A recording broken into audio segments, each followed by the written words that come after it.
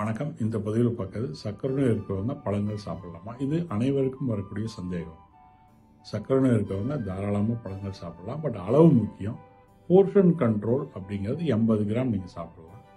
பழங்களில் நார்ச்சத்து அதிகம் இருக்குது, வைட்டமின் சத்து, மினரல் சத்து இதெல்லாம் இருக்கிறதுனால இது ஆரோக்கியமான நம்ம சர்க்கரை கட்டுப்பாடுக்கு உதவும்.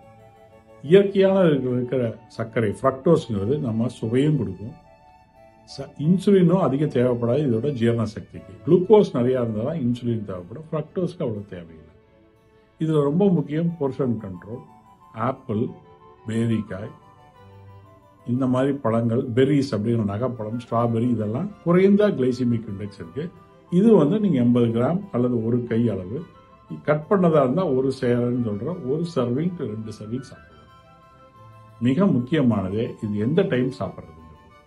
காலை 11 மணிக்கு உணவு சாப்பிட்டு 2.5 மணி நேரம் கழிச்சு, இல்லை மாலை 4 to 5 மதிய உணவு சாப்பிட்டு 2.5 மணி நேரம் சாப்பிடலாம். நீங்கள் சாயந்தரம் 7 மணிக்கே நீங்கள் உணவு எடுத்துக்கிறதா இருந்தால் நைட்டு படுக்கிறதுக்கு முன்னால் இந்த மாதிரி 80 கிராம் நீங்கள் நார்ச்சத்து அதிகம் உள்ள குறைந்த கிளைசிமிக் இண்டெக்ஸ் உள்ள பழங்கள் சாப்பிடலாம். இது முக்கியமானது. இதே மாதிரி பழங்களோட நீங்கள் மற்றது சர்க்கரை ஏறாத பொருட்களை சேர்ந்து சாப்பிடுறது. குறிப்பாக கர்டு சாப்பிடலாம். Strawberry with curd, apple with curd, plus நீங்கள் நட்ஸ் எடுத்துக்கலாம், சீட்ஸ் எடுத்துக்கலாம். ஃப்ளாக் சீட், பம்கின் சீட்ஸ் இந்த மாதிரி விதைகள் பழங்கள், விதைகள், கொஞ்சம் நார்ச்சத்து இருக்கிற ஆல்மண்ட்ஸ் இதெல்லாம் சேர்ந்து சாப்பிடக்குள்ள சர்க்கரையும் ஏறாது.